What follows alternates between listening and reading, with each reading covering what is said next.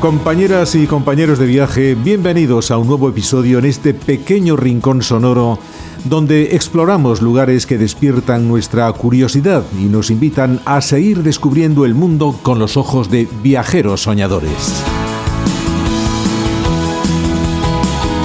Hoy nos adentramos en un destino entrañable que combina historia y belleza natural, Puebla de Sanabria, en la provincia de Zamora.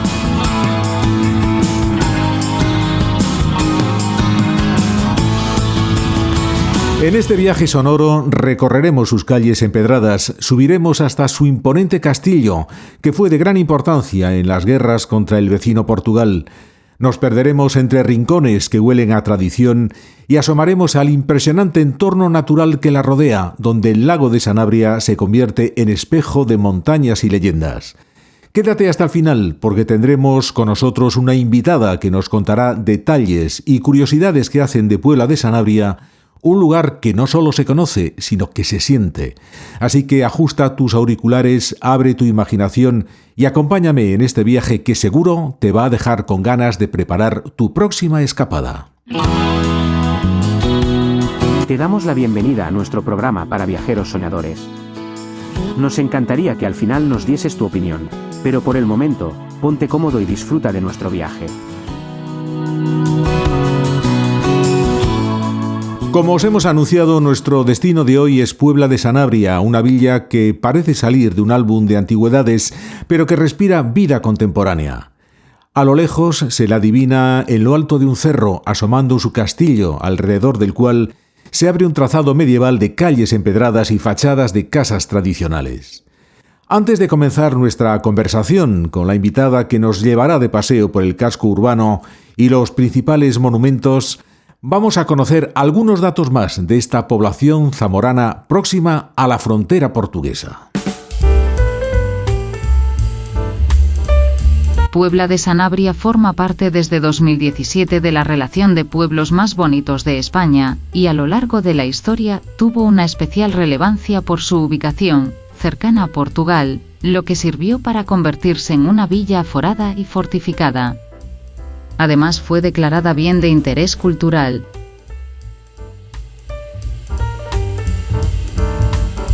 El elemento más destacado, y que permite identificar a Puebla, es el Castillo de los Condes de Benavente, edificado en el siglo XV.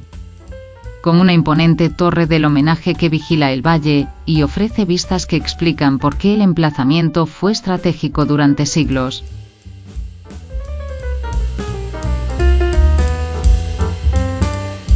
Puebla está íntimamente unida a un entorno natural, en el que destaca el lago de Sanabria, el mayor de origen glacial de la península ibérica, inmerso en un parque natural con una gran biodiversidad. En este episodio, iremos recorriendo paso a paso las calles que cuentan su pasado. Subiremos al castillo, nos acercaremos al lago para sentir su calma, y conversaremos con una de las personas que contribuyen a mantener viva la tradición y el presente de la villa.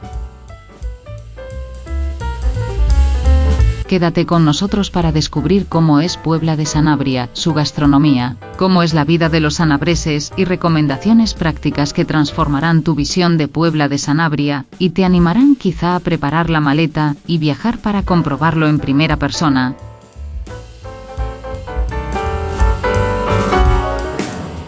Al fin llega el momento de coger nuestra maleta y plantarnos en Puebla de Sanabria. Y vamos a hablar con Miriam Chileno, que es informadora turística del Ayuntamiento. Hola Miriam, ¿cómo estás?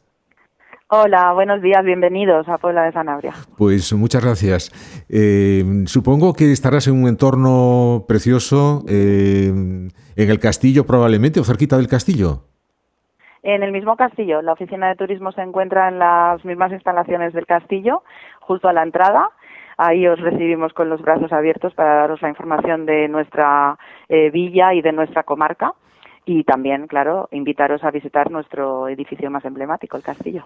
Pues tenemos que hablar de la Navidad, porque estamos en esta época navideña y Puebla de Sanabria es una localidad que está íntimamente relacionada con la Navidad gracias a un concurso de una conocida marca de chocolate y después que fue refrendada también por una cadena de televisión que eligió, o mejor dicho, sus espectadores eligieron Puebla de Sanabria como el más bonito para visitar en esta época del año.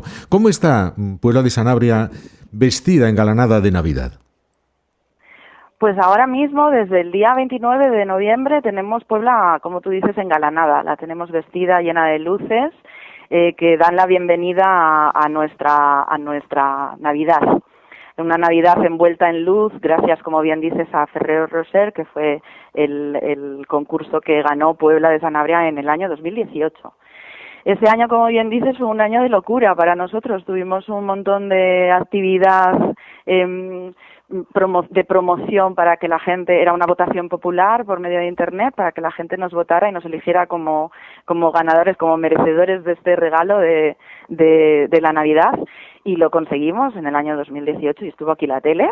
Estuvo Jesús Vázquez para presentar ese encendido inaugural de la iluminación y la verdad es que aquel día recibimos la iluminación envueltos en agua porque diluvió, pero no ello nos quitó la alegría a nosotros como trabajadores y promotores de este acto, sino a todos los vecinos del pueblo y de la comarca que nos acompañaron incansables.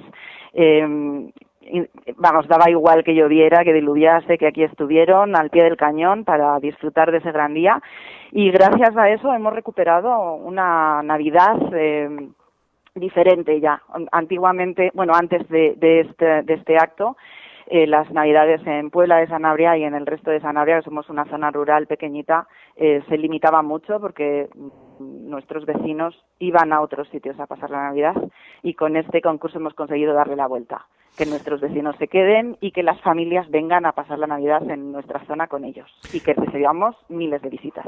El concurso, que no lo he dicho, se llamaba Juntos Brillamos Más, ¿verdad? Correcto, Juntos Brillamos Más. Más adelante hablaremos de los monumentos que hay en Puebla, pero primero vamos a hacer una de las actividades más recomendables en vuestra villa, que es dejarse llevar por su casco antiguo, que es conjunto histórico-artístico. Y se dibuja casi en forma semicircular, un poquito empinado, pero digno de ver. Háblanos, Miriam, de qué es lo que nos vamos a ir encontrando a medida que recorremos esas calles empedradas. Pues como bien dices, Puebla y su conjunto histórico se sitúa en lo alto de un roquedo, en lo alto de una roca. Esto hace que Puebla sea una ciudad, una villa amurallada y defendida por un foso natural que rodea esta zona, que son nuestros ríos Castro y Tera. En él nos vamos a encontrar, como bien dices, calles empedradas y las casas con la arquitectura típica de piedra, los tejados de pizarra, balconadas de madera, un montón de casas señoriales con escudos de las familias importantes del pueblo, y luego en lo alto, donde tiene que estar esa zona de vigilancia, nuestro castillo, que vigila los 4 puntos cardinales. Vamos a hablar ahora del pinchatajadas, un término que a lo mejor nuestros oyentes piensan que alude a algún vecino muy aficionado a las tapas, pero creo que se refiere a algo muy diferente que eso, ¿no? Sí, el pinchatajadas es una tradición aquí muy importante, y así como bien dices, el nombre nos da pie a que sea una actividad festiva, y lo es, pero es una actividad de nuestra Semana Santa. Nuestra Semana Santa termina el domingo de Resurrección con esta procesión, la procesión del Cristo resucitado, la más conocida aquí como el pinchatajadas, que se desarrolla por las calles del conjunto histórico a manos de los jóvenes del pueblo corriendo. Los jóvenes del pueblo llevan al Cristo en andas corriendo por las calles al son del tambor, y se llama pinchatajadas porque el domingo de Resurrección se terminaba esa prohibición de comer carne y agasajaban a los chicos que llevaban al Cristo con tajadas de chorizo. Entonces por eso se llamaba así pinchatajadas, porque iban cogiendo tajadas de chorizo en todo el recorrido, y la procesión termina en medio de la misa diciendo: ya ha terminado esta prohibición y ya estamos de fiesta porque Cristo ha resucitado. Qué curioso y original lo del pinchatajadas, ¿eh? Sí, lo podemos ver en la ermita de San Cayetano, en uno de los centros que tenemos aquí en el conjunto histórico, que es nuestro museo de la Semana Santa, y tengo que decirte que es el que más, el más solicitado para ver, aunque tenemos un Cristo con un Cristo articulado con un valor bastante superior a este es el más querido y es el más solicitado por los visitantes. Claro, y ya que hablamos de personajes, hay otros muchos populares como el Chino, la Negra, Napoleón, Aplanchetado, Negrito, las Gigantillas. ¿Quiénes son estos tipos? Bueno, pues estos son unos vecinos más de la villa que llevan conviviendo con nosotros más de 170 años. El Chino, la Negra, como bien has dicho, y esa serie de cabezudos como el Aplanchetado o el Señorito, son nuestros gigantes y cabezudos. Es una fiesta popular que hacemos durante las fiestas de las Victorias, las fiestas patronales de aquí del pueblo, y realizan un desfile de 4 horas por todo el recorrido, todos nuestros gigantes y cabezudos, que tenemos 10 gigantes y más de 35 cabezudos. Ahí me los parece... que nos has nombrado son sí. los más antiguos, esos de más de 170 años. Hay un museo, me parece también, ¿no?, dedicado a estos personajes. Sí, tenemos el museo. Correcto, tenemos el museo dentro de nuestras calles del conjunto histórico. Tenemos este museo que es muy peculiar también, su edificación, porque es una edificación social. Era el salón del obrero, donde se juntaba el obrero. En el pueblo había un casino, que era donde podía entrar la gente que tuviese poder adquisitivo para participar en el casino, pero los que no tenían ese poder no tenían un punto de reunión. Y entonces la sociedad obrera levantó este edificio como salón social para tener esas reuniones, esas fiestas de domingo, y ese edificio es el que hemos elegido para que albergue nuestra agrupación de gigantes y cabezudos. Y hay otro elemento en vuestras fiestas, también curioso, y que yo he visto muy parecido en Arenas de San Pedro, en Ávila, quizá lo haya en más poblaciones, que es el llamado Toro de Fuego. Dinos en qué consiste. Bueno, pues el Toro de Fuego, como bien dice, sale en fiestas de las Victorias también. Es una actividad nocturna de pirotecnia. Es un elemento de madera que asemeja a un toro, que se lleva sobre hombros y que se acopla a esta estructura de madera, una estructura pirotécnica con bengalas. No serían petardos, no explotan, pero sí que tienen dentro de su interior pólvora que va saltando chispa y que acompaña a los vecinos que quieren participar de este baile, en el baile del Toro de Fuego dentro de la verbena, mientras está la música sonando. Bueno, pues ahora nos vamos a centrar ya en el rico patrimonio de Puebla de Sanabria y claro, hay que comenzar por el lugar donde tú te encuentras. El castillo, un precioso castillo que se ve desde bastante lejos y que es uno de los iconos de Puebla de Sanabria. Sí, correcto. El castillo es el que da la bienvenida, el que da nuestro abrazo de recepción a todos los vecinos que vienen, a todos los visitantes que vienen a nuestra villa. Está, como os decía, en lo alto del Roquedo, entonces se ve desde la distancia, como bien dices. Además, iluminado por la noche con la iluminación ornamental que cambia de colores dependiendo del día, atrae y llama a que vengas a visitarnos. Es uno de los edificios más emblemáticos del pueblo, por no decir el más emblemático, pero no el más antiguo. El castillo es del último cuarto del siglo XV. Se construyó bajo las órdenes de los cuartos condes de Benavente, don Rodrigo Alonso de Pimentel y doña María de Pacheco.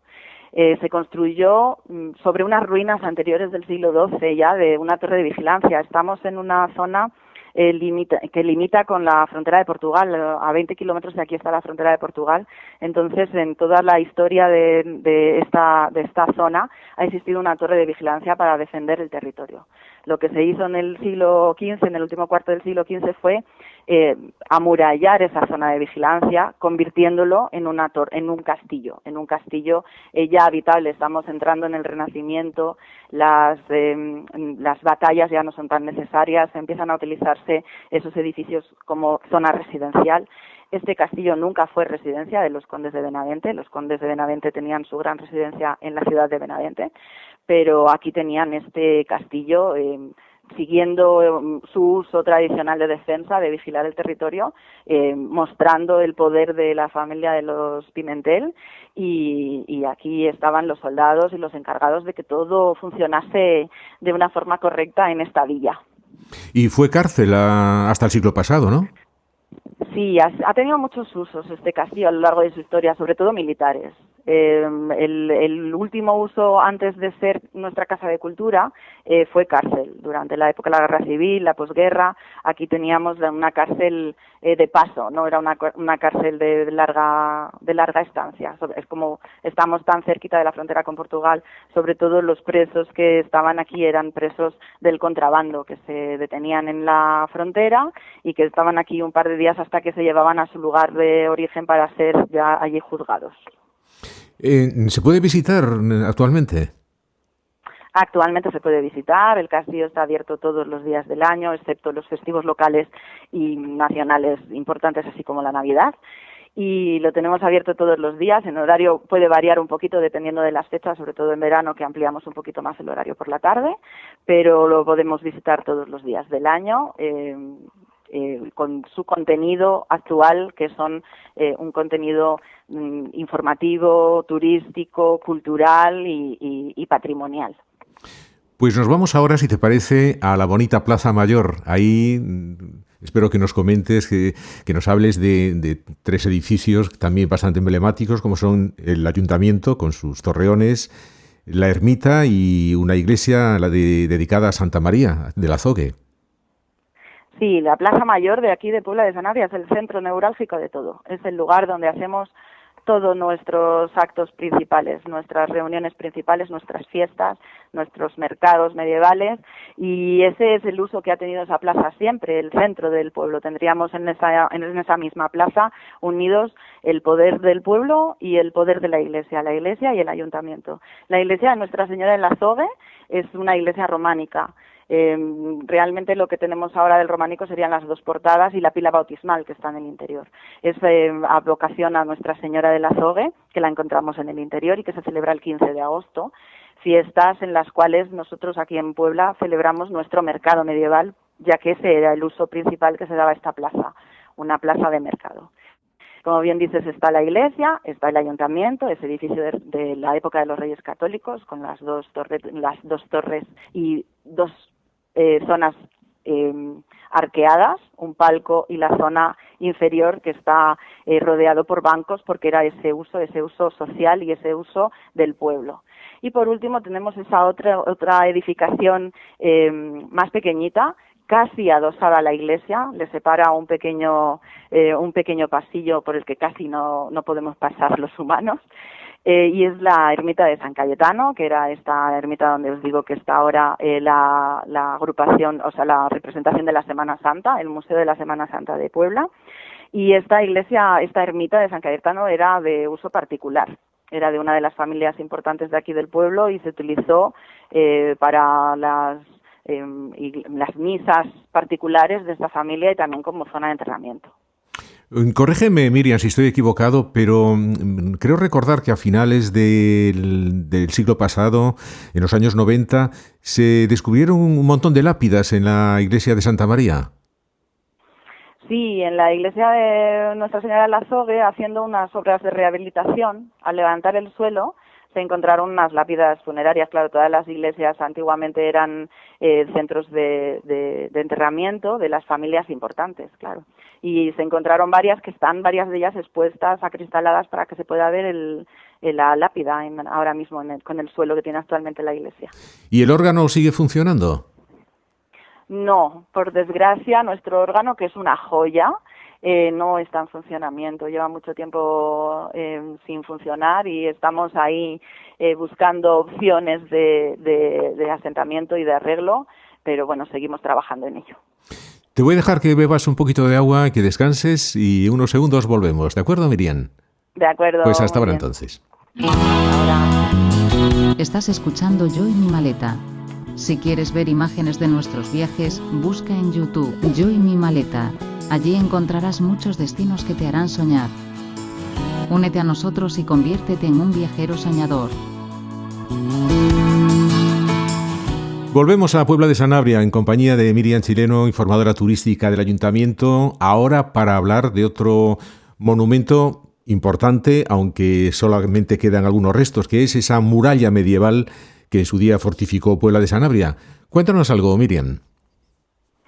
Pues como bien dices, Tenemos todavía una zona amurallada que se conserva bastante bien, es un recorrido que podemos pasear tranquilamente. La villa, como os decía, como os decía antes, el castillo era una torre amurallada que haría la forma del castillo y tendría 2 recintos amurallados con posterioridad, que se construyeron con posterioridad. El primero de ellos, el que rodea todo el conjunto histórico, es ese que tenemos todavía muy vivo y que podemos pasear tranquilamente por estas zonas de murallas que rodea la zona más antigua, la zona más histórica. Ese segundo recinto amurallado que bajaría hacia la zona donde están los arrabales, donde la plaza del Arrabal, la zona un poquito más comercial, es la que más ha desaparecido, pero se siguen haciendo proyectos y trabajos de rehabilitación de diferentes zonas que vamos recuperando de esta muralla, como por ejemplo la muralla del Pozo aquí arriba en la zona histórica, y una recuperación que estamos en proyecto ahora mismo sería el Fuerte de San Carlos, que el Fuerte de San Carlos fue una construcción del siglo XVIII de defensa del territorio frente a los portugueses, o sea, camino de Portugal, por decir así, que es la zona que no nos rodea estos ríos que hacen el foso natural.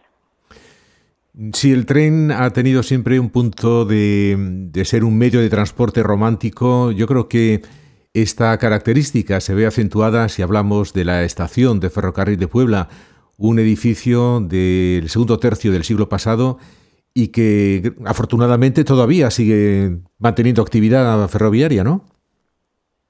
Pues sí, es un edificio muy bonito. Dice la red ferroviaria, no lo decimos nosotros, que si no, no tiene la misma credibilidad. Dice la red ferroviaria que es una de las más bonitas de la comunidad de Castilla y León. Es un entorno precioso, unas vistas preciosas yendo hacia la estación y, como bien dices, por suerte sigue en uso. Aunque las comunicaciones se han ido reduciendo con la construcción del AVE, de la estación del AVE que se encuentra en Otero de Sanabria, a 4 kilómetros de aquí de Puebla, los viajes que paraban en la estación de Puebla de Sanabria se han reducido, pero seguimos manteniendo nuestro tren regional, que es el tren que nos lleva por las mañanas a las capitales, tanto a la capital de Zamora como a Valladolid, que es la capital de la comunidad, y que por la tarde nos regresa otra vez a nuestra villa. Bueno, hablar de Puebla de Sanabria también es fijarnos en el apellido del nombre de la población y nos conduce, evidentemente, al lago, el mayor de la península, de origen glaciar y algo realmente digno de ver para los amantes de la naturaleza. Correcto, está a tan solo 14 kilómetros de aquí de Puebla.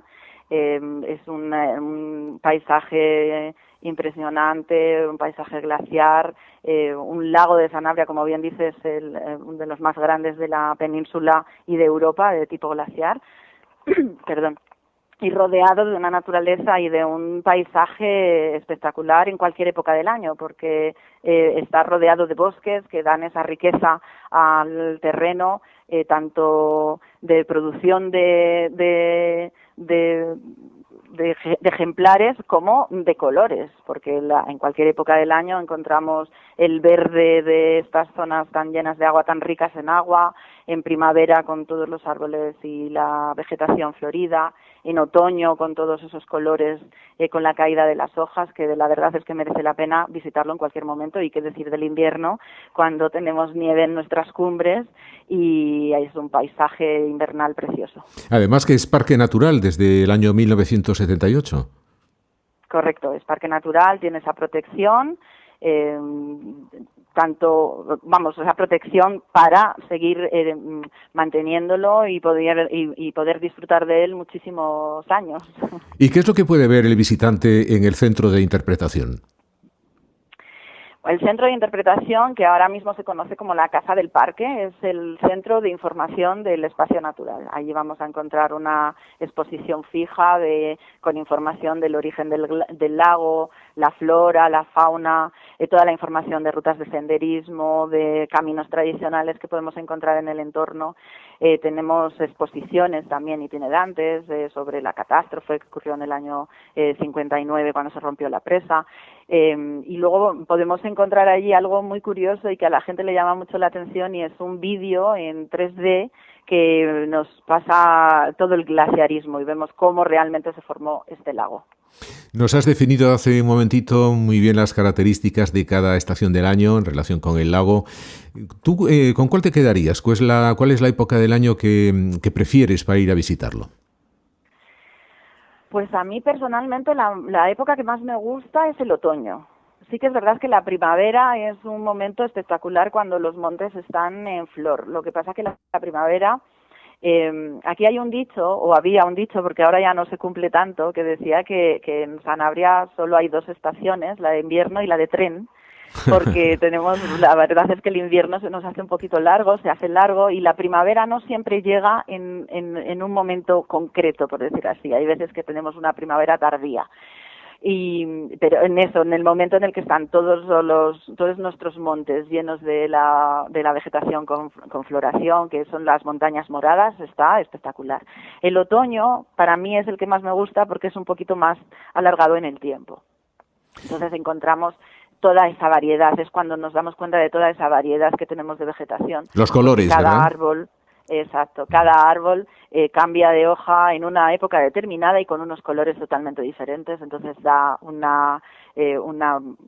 matiz, o sea, un manto de colores en la sierra que para mí es el mejor momento del año. Algo que me ha llamado la atención, Miriam, es la relación de Puebla de Sanabria con el lobo. Hay un centro de lobo ibérico muy próximo a vuestra localidad. Sí, el lobo es el animal emblema de nuestra zona. Es el lugar, en la zona de la Sierra de la Culebra, es el lugar donde mayor población de lobo ibérico hay de toda la península, y por medio de proyectos que se iniciaron desde el Ayuntamiento de Puebla de Sanabria, con fondos europeos, la Junta de Castilla y León, se consiguió abrir este centro en Robledo de Sanabria, que es una población que queda a 8 kilómetros de aquí, del municipio de Puebla de Sanabria. Se realizó este centro en el que podemos tener la suerte de ver lobos en semilibertad. Y además de lobos, hay una riqueza de fauna tremenda en la Sierra de la Culebra. Descríbenos un poquito cómo es el paisaje de esta sierra, donde se puede encontrar desde ciervos, tejones, corzos. ¿Cómo es el paisaje?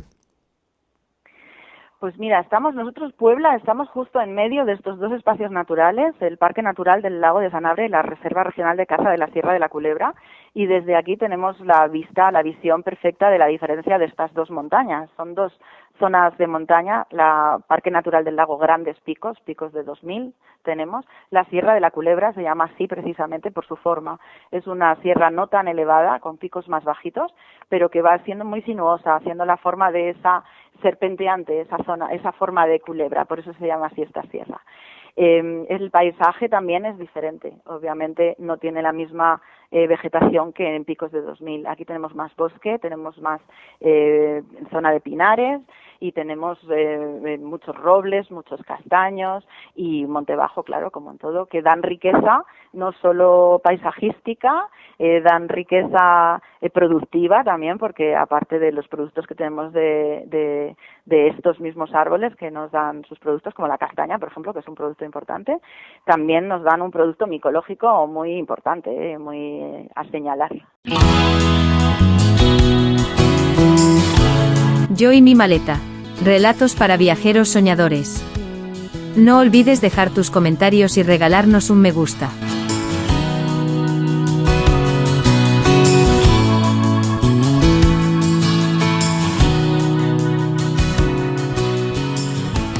Vamos a volver al núcleo urbano y hay que resaltar que Puebla prácticamente está dividida en 2 zonas que están, digamos, partidas, por decirlo de una manera, por el río.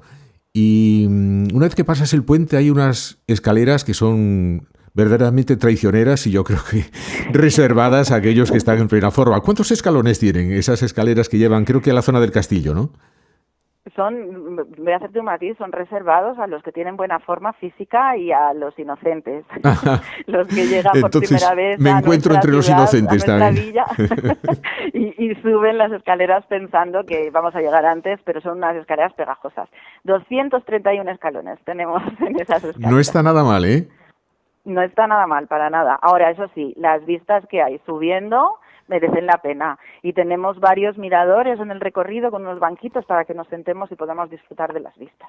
Bueno, pues ya lo saben los más deportistas, más de 200 escalones, ¿eh? Y los inocentes también, como yo. Bueno, Miriam, cuéntanos, ¿cómo es vivir en Puebla de Sanabria? Pues vivir en Puebla es...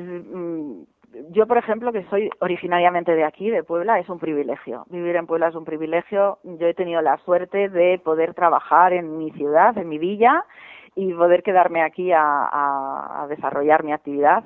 Y es un privilegio porque es una zona, no solo el pueblo, una zona muy tranquila.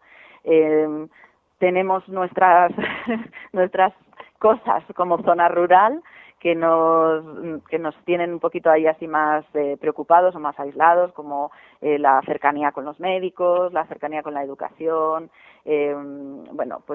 Tenemos ahí nuestras cosillas, pero la verdad es que es un privilegio estar aquí porque al final Puebla de Sanabria es una zona rural, es un punto neurálgico de toda la comarca. Aquí tenemos gran parte de todos los servicios que encontramos en la comarca, tanto sanitarios, educativos como de comercio, y no nos queda muy lejos. Tenemos buenos accesos, tenemos una autovía que nos lleva a Benavente en 40 minutos, a León en 2 horitas y a Zamora en 1 hora y cuarto más o menos.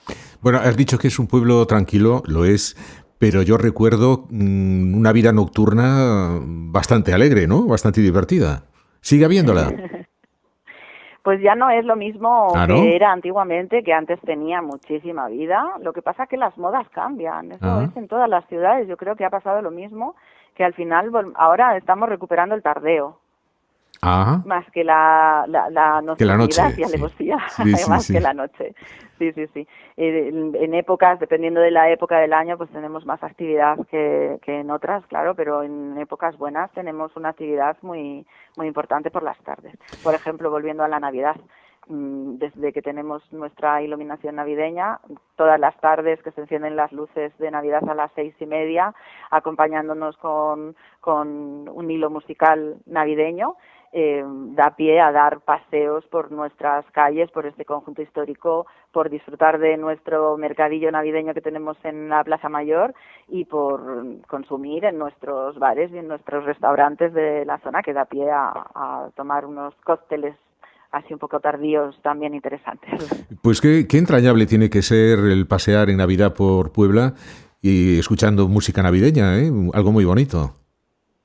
Sí, la verdad es que gusta mucho. Estamos encantados de que tenga esta recepción. El día 29 de noviembre iluminamos por primera vez este año nuestra Navidad y teníamos un lleno completo, otra vez acompañados por agua, por cierto, que parece que las luces un año sí y un año no, vienen acompañadas siempre por agua. Pero aún así la plaza estaba llena de gente y desde entonces, este puente ha sido un puente impresionante de visitantes para ver las luces y para acompañarnos en esta iluminación, que además en este puente de diciembre, aparte del mercado navideño que tenemos en la plaza, teníamos un mercadillo solidario de la Asociación del Cáncer que también dio opciones a todos nuestros visitantes y con muchas actividades, ventas, actividades musicales y también actividades infantiles. ¿Y qué tipo de turismo tenéis? Pues tenemos de todo tipo de turismo, sobre todo turismo familiar. Dependiendo de la época, ese rango de turismo puede variar mucho, pero sobre todo sobre un turismo familiar. La mayor parte del año, lo que más atrae del turismo de esta zona sería ese espacio natural, las rutas de senderismo, el pasear por el monte. Entonces, la mayor parte de nuestro turista viene sobre todo pensando en pisar monte. Obviamente se complementan todos las opciones que hay. Tienes ese monte, pero a la vez disfrutas de todo el patrimonio cultural que hay en la villa y en toda la comarca, y disfrutas también de esa gastronomía que es un aliciente importante para nuestros visitantes.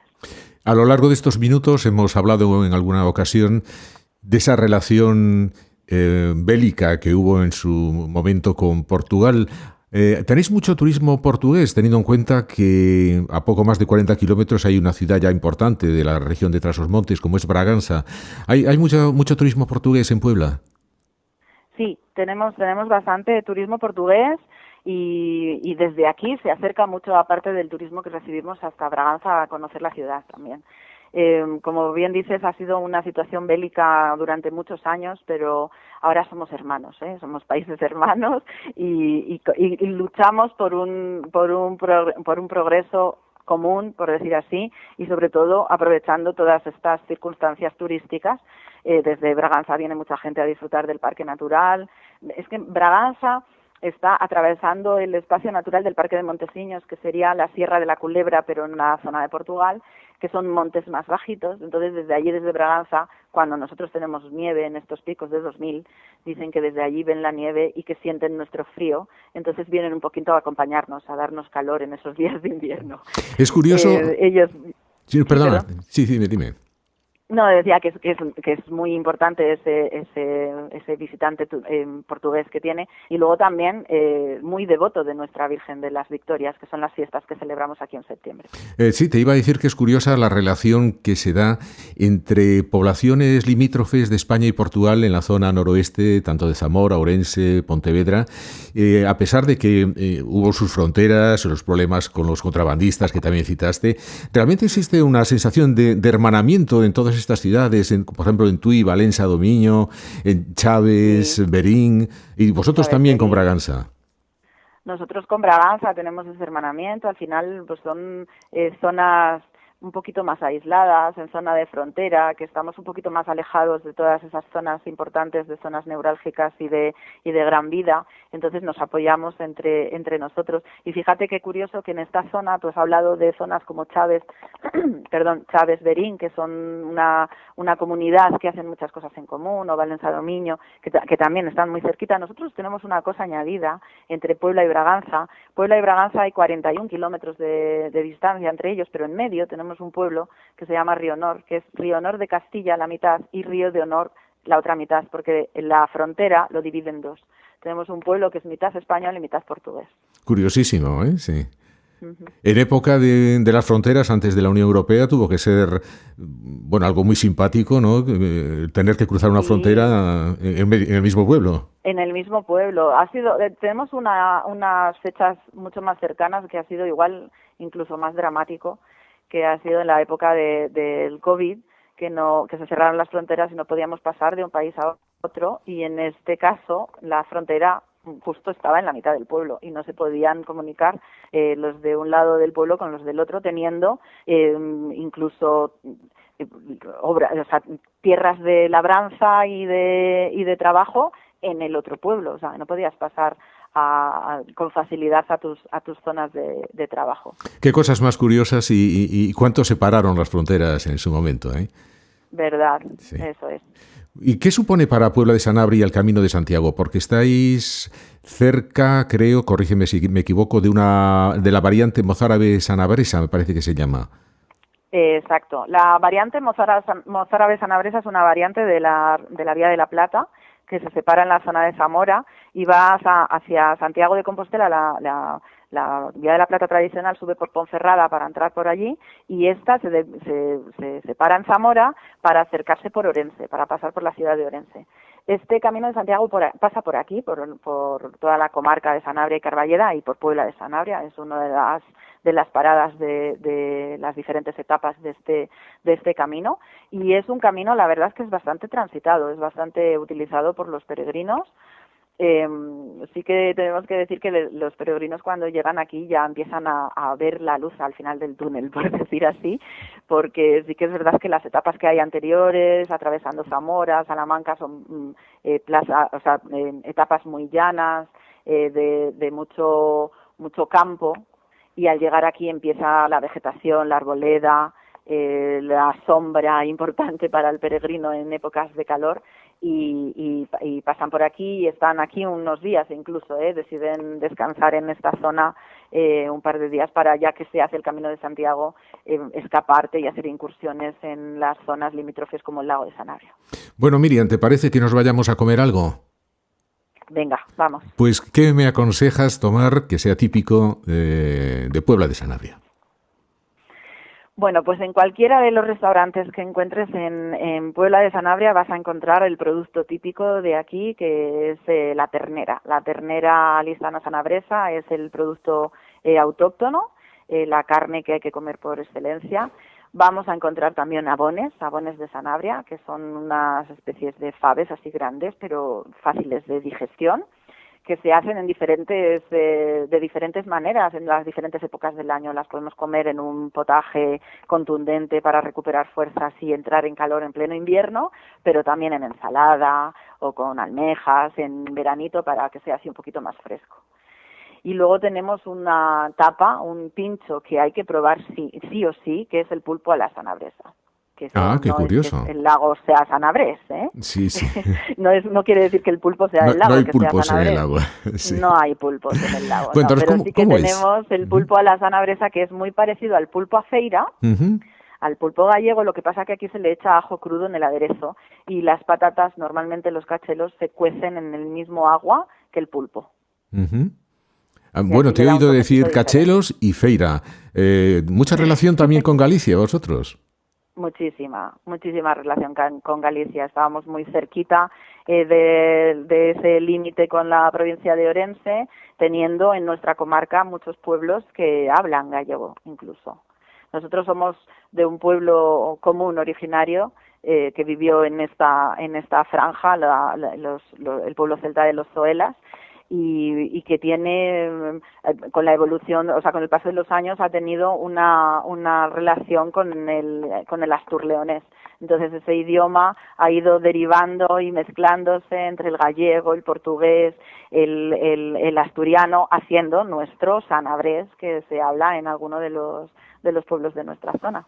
Pues me ha llamado la atención, el otro día estaba leyendo un informe sobre los idiomas cooficiales en España y cuando se citaba el gallego, me llamaba la atención de que hay un incremento tremendo de personas que se han apuntado a cursos oficiales de gallego en la parte occidental de Asturias, en la zona del Bierzo, en León, que es ya natural porque históricamente fue Galicia, pero también en Sanabria. Eso me llamó muchísimo la atención.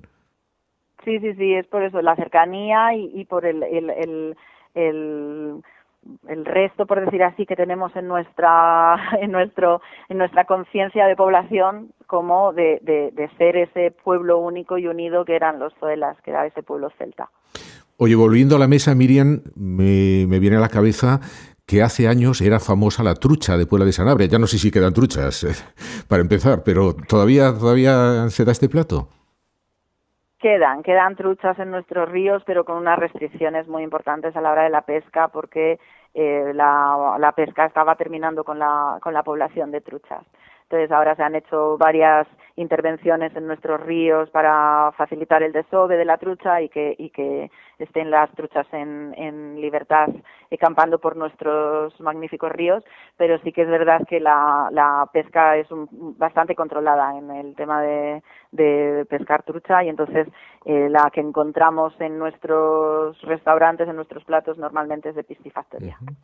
No sé si lo hemos dicho, pero Puebla de Sanabria está en la lista de los pueblos más bonitos de España. Correcto, somos uno de los pueblos más bonitos de España desde el año 2017. Pues qué suerte vivir en un pueblo tan bonito, Miriam? La verdad es que sí, tenemos una suerte tremenda y estamos muy bien rodeados siempre. Yo sí que he estado muy bien acompañado hoy por ti, que nos has guiado perfectamente por esa preciosa localidad zamorana. Así que, Miriam, te agradezco muchísimo el tiempo que nos has dedicado. Y agradezco yo tu tiempo también, que dediques este espacio a nuestro precioso pueblo. Y nada, lo único que me queda es invitaros a que vengáis a visitarnos cuando queráis, en cualquier época del año, como os digo. Aprovechando que estamos ya cerca de las fiestas navideñas, venís a disfrutar de nuestra iluminación. Y espero que todo el que venga sienta el abrazo que le damos desde nuestra población a todos los visitantes. Pues espero volver muy pronto, porque tengo recuerdos buenos de Puebla de Sanabria y espero encontrarte allí y saludarte personalmente, Miriam. Nada, pues aquí estaremos en el castillo esperando a que vengas. Muchísimas gracias por tu tiempo y aprovecho para desearte una feliz Navidad. Igualmente, que disfrutéis de las fiestas. Muchas gracias. Gracias, Miriam. Hasta la próxima. Hasta la próxima.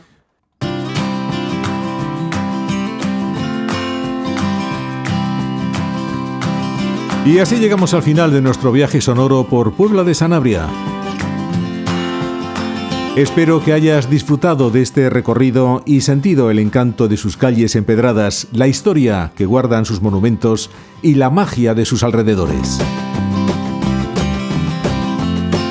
Que este paseo te haya invitado a soñar, a imaginar tu próxima escapada y a mantener viva esa ilusión por descubrir nuevos rincones, porque ya sabes que viajar no es necesariamente irse muy lejos, es solo querer descubrir lo que nos rodea.